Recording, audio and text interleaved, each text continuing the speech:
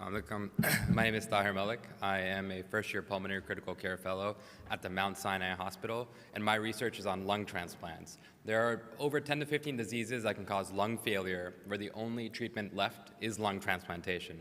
However, over the last 10 years, what we'll see is that 84,000 lungs have actually been thrown out.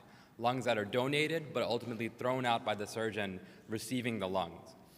But that's not because there are too many lungs being donated. In those same 10 years, nearly 4,000 patients on the wait list for lung transplantation either died or became too sick for transplantation.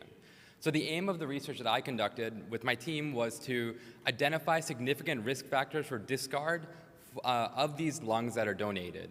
And we were able to use 5 different machine learning algorithms that were able to predict lung allograft discard with a high accuracy of success with C-statistics that are over 0.9.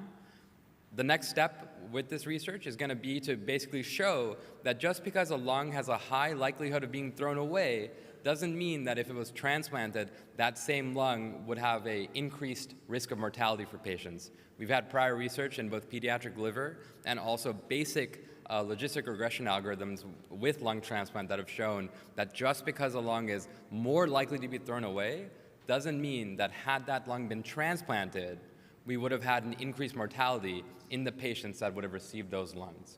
So the hope is to close the gap between the patients who are dying on the wait list, these 4,000 patients, and the 84,000 lungs that are thrown out.